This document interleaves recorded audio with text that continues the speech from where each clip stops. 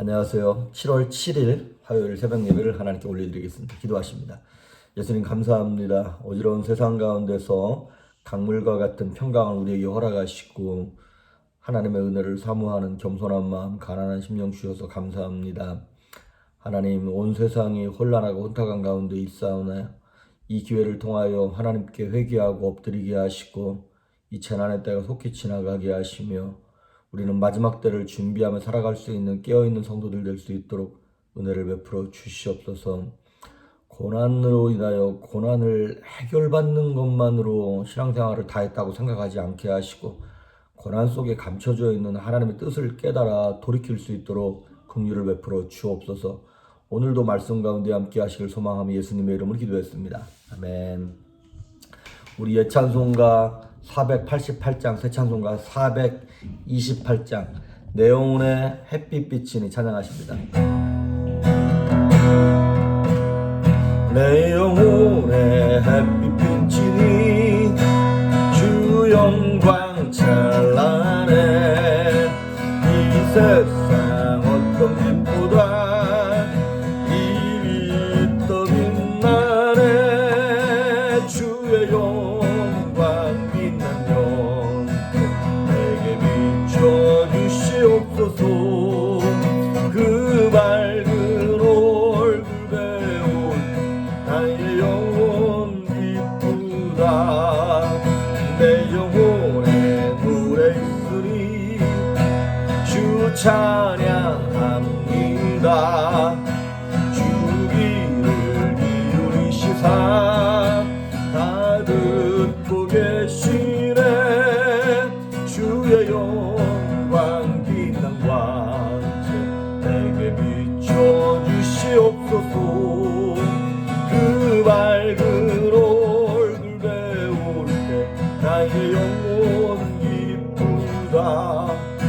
내 영혼의 봄날 되어서 주 함께 하실 때 그 영광 내게 깃들고 주 은혜 꽃피네. 주의 영광 빛난 광채 내게 비춰주시옵소서. 그 밝은 얼굴 배울 때 나의 영혼 기쁘다. 내 영혼에 희락이 있고 큰 소망 넘치네. 주 예수 복을 주시고 또 내려주시네. 주의 영광 빛난 광채 내게 비춰주시옵소서. 그 밝은 얼굴 배울 나의 영혼 기쁘다. 아멘. 오늘 우리에게 주시는 말씀은 사도행전입니다. 사도행전 4장 13절에서 22절에 있는 말씀까지. 이제 어제 내드린 숙제는 사도행전 1장부터 11장 18절까지. 오늘 내드릴 숙제는 사도행전 11장 19절에서부터 20장까지. 11장 19절부터 사도행전 20장까지. 자, 오늘 본문의 말씀 사도행전 4장 13절에서 22절 제가 봉독해 올립니다. 그들이 베드로와 요한이 담대하게 말함을 보고 그들을 본래 학문 없는 범인으로 알았다가 이상히 여기며 또 전에 예수와 함께 있던 줄도 알고 또 병 나은 사람이 그들과 함께 서 있는 것을 보고 비난할 말이 없는지라 명하여 공회에서 나가라 하고 서로 의논하여 이르되 이 사람들을 어떻게 할까? 그들로 말미암아 유명한 표적 나타난 것이 예루살렘에 사는 모든 사람에게 알려졌으니 우리도 부인할 수 없는지라. 이것이 민간에 더 퍼지지 못하게 그들을 위협하여 이후에는 이 이름으로 아무에게도 말하지 말게 하자 하고 그들을 불러 경고하여 도무지 예수의 이름으로 말하지도 말고 가르치지도 말라 하니 베드로와 요한은 대답하여 이르되 하나님 앞에서 너희의 말을 듣는 것이 하나님의 말씀을 듣는 것보다 옳은가 판단하라. 우리는 보고 들은 것을 말하지 아니할 수 없다 하니 관리들이 백성들 때문에 그들을 어떻게 처벌할지 방법을 찾지 못하고 다시 위협하여 놓아주었으니 이는 모든 사람이 그 된 일을 보고 하나님께 영광을 돌림이라. 이 표적으로 병 나은 사람은 40여 세나 되었더라. 아멘. 오늘 이제 사도행전에 있는 성령이 오순절날 임하시고 이제 얼마 되지 않은 시간입니다. 그러니까 제자들이 막 너무 뜨거운 거예요. 그래서 막 기적도 일어나고 복음의 열매들이 막 맺어지고, 그거를 보면서 이 제사장들과 사두개인들 이런 사람들이 이제 그 기득권을 가졌던 사람들이 기독교를 핍박하기 시작합니다.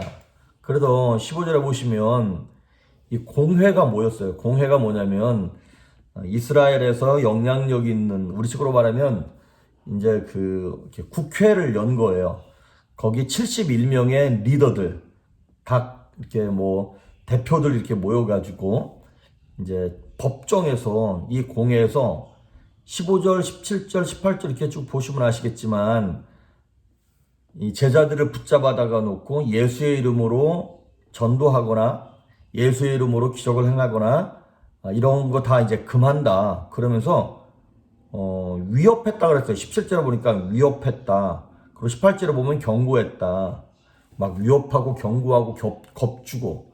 그러더니 제자들이 19절과 20절에 뭐라 그랬냐면, 하나님 앞에서 너희 말 듣는 것이 하나님 말씀 듣는 것보다 옳은가 판단하라. 우리는 보고 들은 것을 말하지 아니할 수 없다라고 너무나 담대하게 얘기하는 거예요. 그러면 오늘 이 말씀을 보면서 어디에서 이런 담대함이 나왔을까? 이 제자들하고 공회원들하고의 차이는 과연 무엇일까? 간단하게 두 가지만 보면요. 첫째는 뭐냐면 신전의식 때문에 그렇습니다. 오늘 19절에도 보니까 베드로와 요한이 대답하여 이르되 하나님 앞에서 너희 말 듣는 게 옳은지 하나님 말씀 듣는 게 옳은지 너희가 한번 스스로 판단해봐라. 그러니까 제자들이 이렇게 담대할 수 있었던 이유는 신전의식, 하나님 앞에 서 있다라고 하는 그 의식 때문에 그렇습니다. 우리가 뭐 라틴어로 코람데오라고 하는 말을 하잖아요. 그런데 나중에 이제 사도행전 5장 29절에도 가보면 똑같은 말, 비슷한 말을 해요.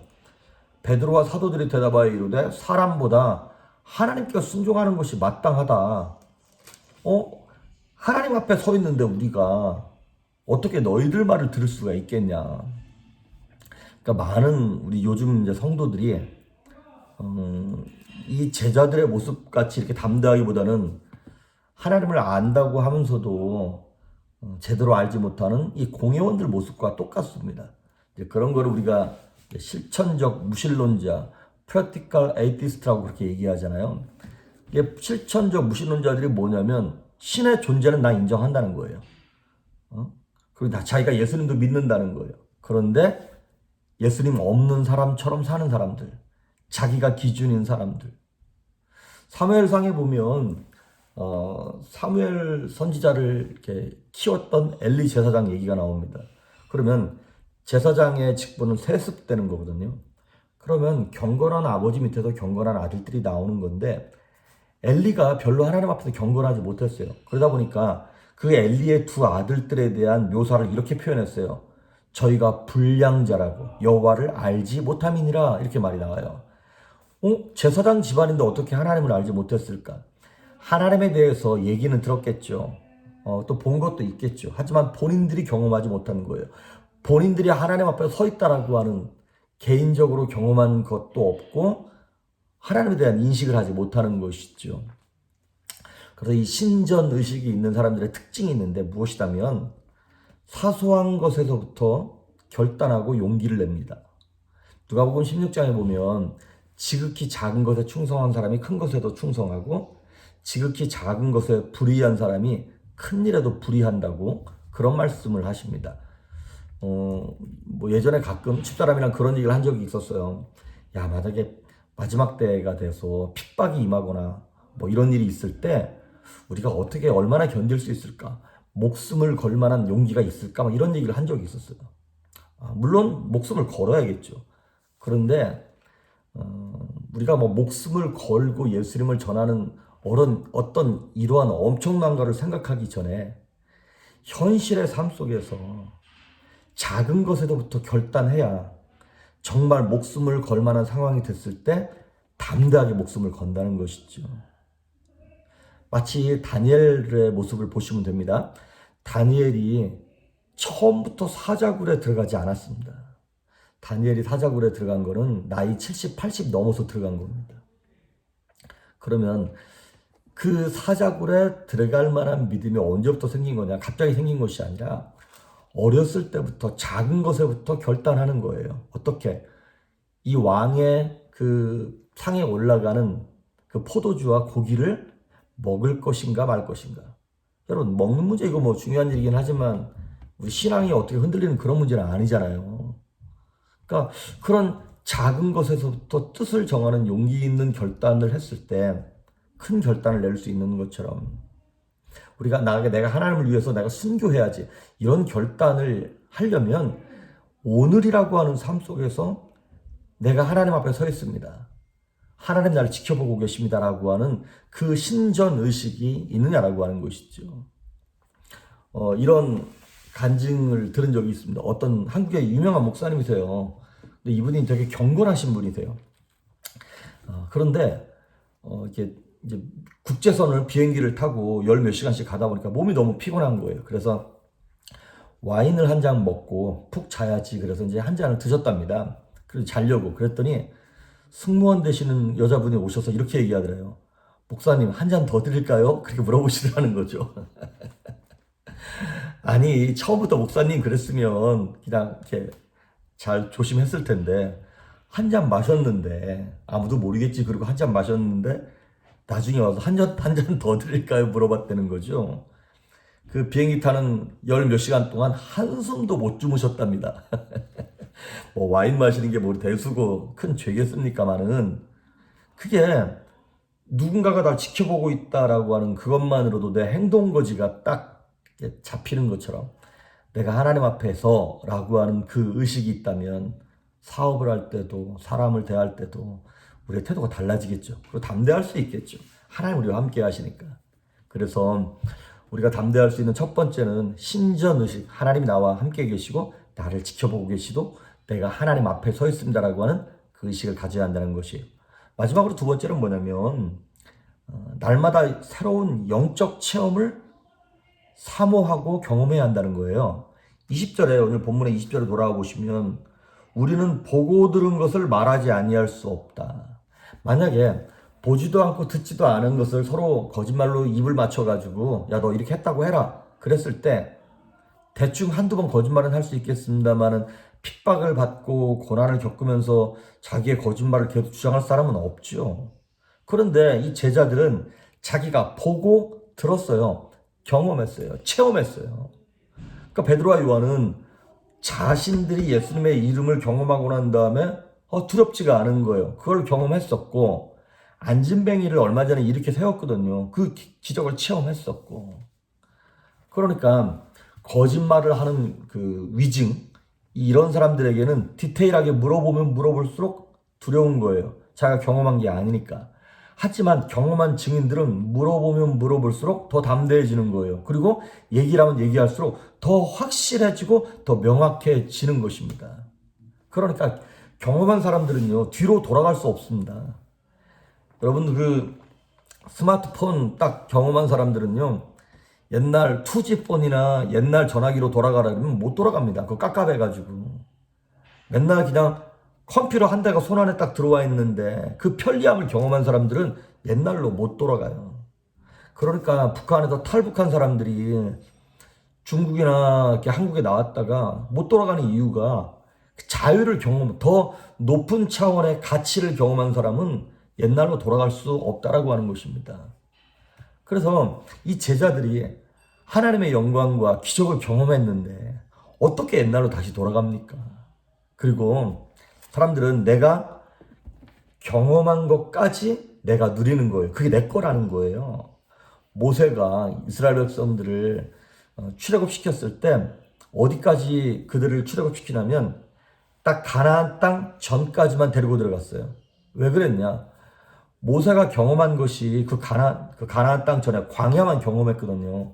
모세가 40살에 애국 군사를 쳐 죽이고 도망가서 광야 40년을 살았죠.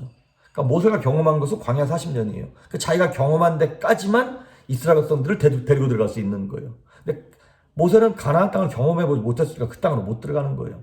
하지만 여호수아는 모세와 함께 광야에 이렇게 딱 나오고 난 다음에 가나안 땅에 정탐을 갔죠. 그러니까 가나안 땅을 딱 지켜 돌아봤어요. 그러고 난 다음에 나머지 모세가 이루지 못한 일들을 경험한 여호수아가 이스라엘 백성들을 데리고 가나안 땅에 들어가는 것입니다. 그러니까 하나님의 은사, 하나님의 축복, 하나님이 함께 하셨던 기적을 경험한 사람들은요, 비록 이 땅을 믿음을 지키고 사는 것이 힘들지만 옛날로 돌아갈 수는 없어요. 더 고상하고 능력 있고 평안한 그 영적 체험을 해봤기 때문에 더 낮은 가치로 돌아갈 수는 없다라고 하는 것입니다.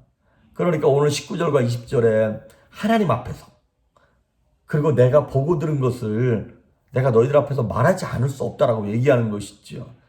너희들이 하나님보다 더 오르냐? 뭐 막 그러면서 막 담대하는 거, 죽일 테면 죽여봐, 이렇게 얘기하는 것이죠.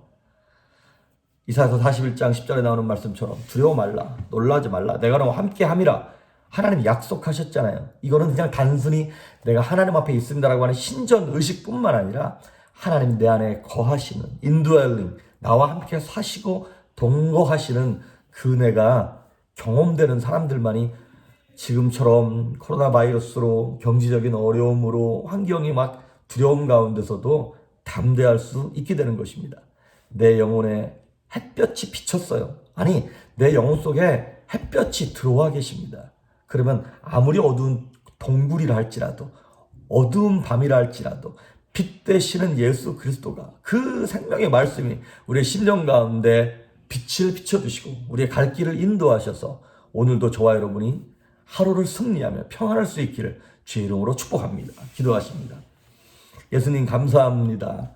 날마다 하나님 앞에서 살아가는 존재임을 깨닫고 함부로 말하며 내 마음대로 행동하는 것이 아니라 주님 앞에서 경건한 모습을 유지하며 또 그분이 우리와 함께 하셔도 내가 그분을 경험했기에 지금껏 기적을 베푸시고 은혜를 베푸신 하나님이 앞으로도 더 큰 은혜와 기적으로 함께 하실 것을 믿고 오늘도 주눅 들지 아니하며 두려워하지 아니하며 담대하게 기쁨으로 평강으로 살아갈 수 있도록 온 성도들과 함께하여 주시고 말씀하여 주시옵소서.